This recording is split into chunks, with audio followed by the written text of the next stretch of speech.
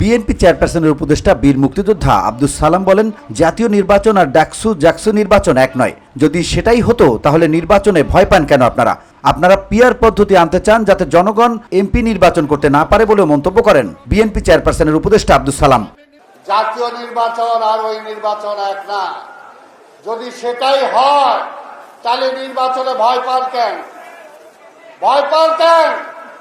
আজকে PR system আনতে চান, কি কারণে পিআর সিস্টেম আনতে চান? এই কারণে জনগণ যাতে এমপি নির্বাচন করতে না পারে।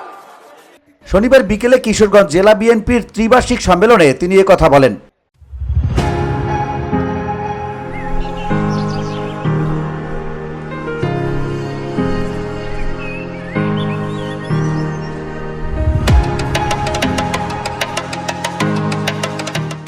আব্দুস সালাম বলেন, কিছু দল এখন সিলেকশন চায়, ইলেকশন চায় না। হাসিনার যেমন নির্বাচন চাই না, কোনো দল অংশগ্রহণ করে নাই। হাসিনা নিজেই সিলেক্ট করে দিয়েছে সরকারি দল কোনটা আর বিরোধী দল কোনটা। তারা সিলেকশন চায়, তারা ইলেকশন চায় না।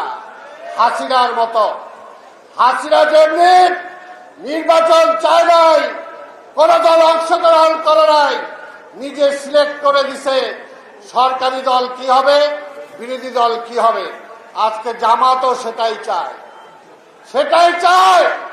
জনগণের ভোটে এমপি নির্বাচিত হবে না, পার্টি সিলেক্ট করে দিবে কোন 300 জন হবে, কোন প্রার্থীর দরকার নাই। অর্থাৎ জনগণ কোন প্রার্থীকে নির্বাচিত করতে পারবে না।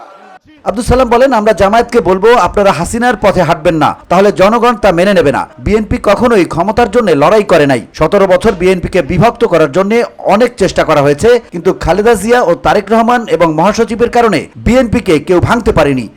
বিএনপি ক্ষমতার জন্য লড়াই করে নাই।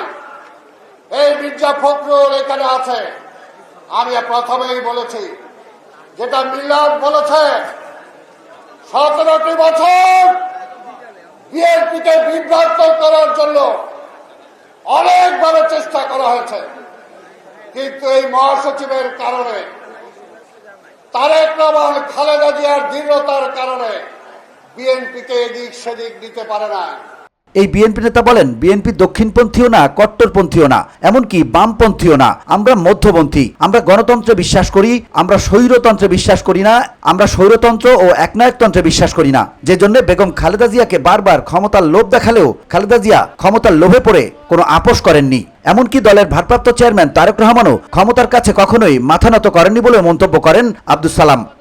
বিএনপি দক্ষিণপন্থীও না, বিএনপি কট্টরপন্থীও না, বিএনপি বামপন্থীও না, বিএনপি মধ্যপন্থী। আমরা গণতন্ত্রে বিশ্বাস করি, আমরা স্বৈরতন্ত্রে বিশ্বাস করি না, একনায়কতন্ত্রে বিশ্বাস করি না। এই কারণেই বেগম খালেদা জিয়াকে বারবার ক্ষমতার লোভ দেখালেও বেগম খালেদা জিয়া স্বীকার করেন নাই। এই মুক্তিযোদ্ধা বিএনপি নেতা বলেন, তারেক রহমানের ক্ষমতার লোভ যদি থাকতো তাহলে 5 আগস্টের পরিবর্তনের পরে সবাই চেয়েছিল ক্ষমতা ভাগাভাগি করে বিএনপির সাথে থাকতে, কিন্তু তারেক রহমান তা করেননি।